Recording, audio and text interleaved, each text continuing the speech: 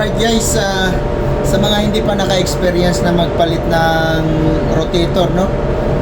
Ito yon. Nasa loob dito ang rotator. Ganito yung rotator, ipapakita ko sa inyo. Luma na to. Ayan, papakita ko lang sa inyo. Ganito yan yung rotator para sa water blasting. Tsaka mayroon pa siya dito isa. Ayan, para to sa dulo. Ayan. Ito para sa dulo, ito sa loob nito. Ang pagtanggal nito, ipitin mo to sa gato.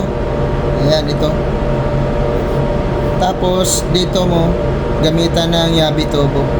Or may tools ka na sakto talaga dyan. Wala kasi masyadong sakto dyan. Yabi tubo, okay na. Tanggalin natin para makita nyo sa loob. Pinaluwagan ko na to doon sa gato, inipit ko na. Gamitan na lang natin ng 32. Yan. Para makita nyo sa loob.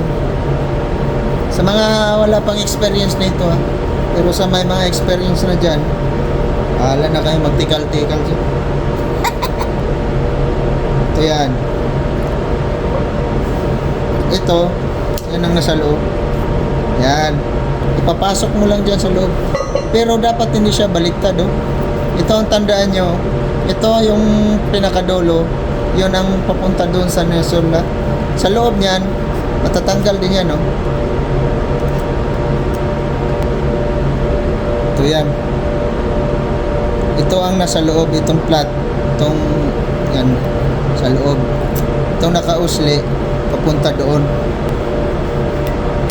Pagkabit naman nito, mayroon pa yan ito. Ito yan ang nasa loob. Tanggalin natin para makita nyo. Tusukin nyo lang ng screw. Yan. Ito ang nasa loob.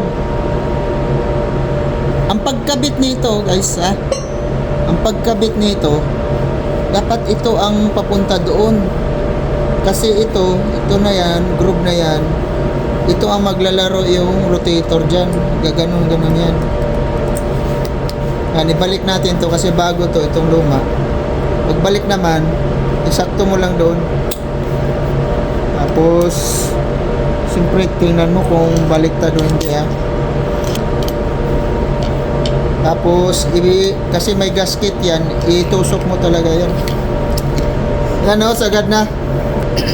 Ito ang pagkabit nito para malakas, yan ang dulo, punta doon.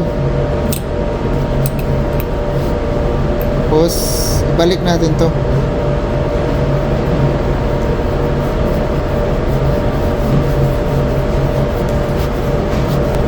Titin ang gato ulit to para mag-igpit, or ito 32.